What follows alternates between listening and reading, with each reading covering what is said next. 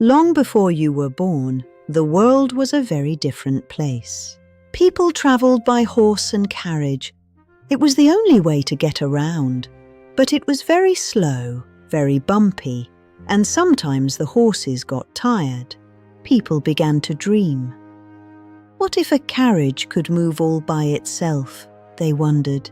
Even the great inventor Leonardo da Vinci drew pictures of a self-moving cart hundreds of years ago. But for a long, long time it stayed just a dream. The technology wasn't ready yet.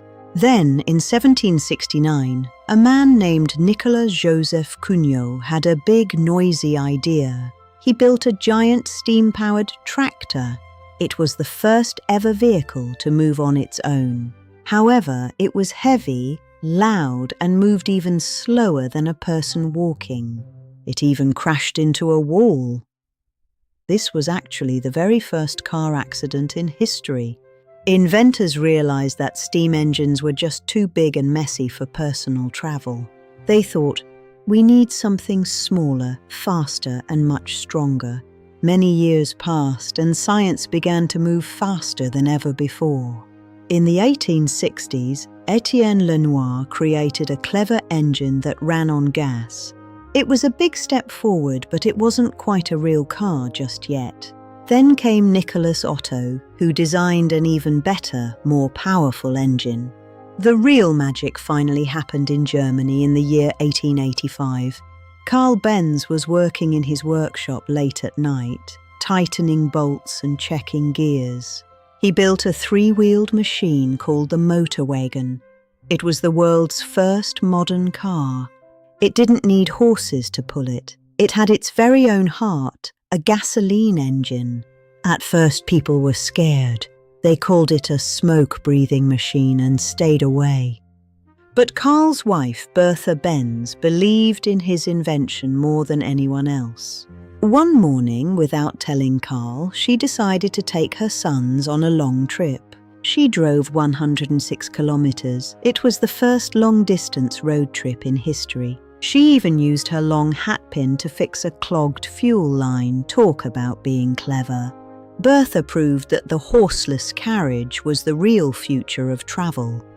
Everyone was amazed. Meanwhile, another inventor, Gottlieb Daimler, was busy building a four-wheeled car. Still, cars were very expensive.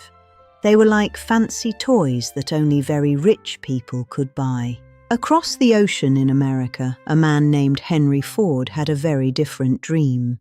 I want to build a car that is good enough for everyone and cheap enough for everyone to buy, he said.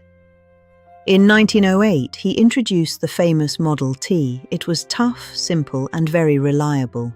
He used a magical new way to build them called the assembly line. Cars were made super fast. Suddenly, cars were everywhere. The world started to move faster and faster. Cities changed, and long roads were built across mountains and through forests. People could visit friends far away and see beautiful new places more easily than ever. Year after year, inventors kept making cars better, safer, and much more comfortable. They added soft roofs to keep the rain out, bright lights for the night, and even radios for music. Today, some cars don't even need gasoline anymore. They run on silent electricity. These electric cars are helping us keep our air clean and our planet happy and healthy. From a giant steam tractor to sleek electric vehicles, the car has come a long, long way. It has been a truly magnificent journey filled with bold ideas and hard work. It all started with a simple dream. And remember, every great invention begins with a question. Who knows? Maybe one day you will invent the next big thing. Goodbye for now.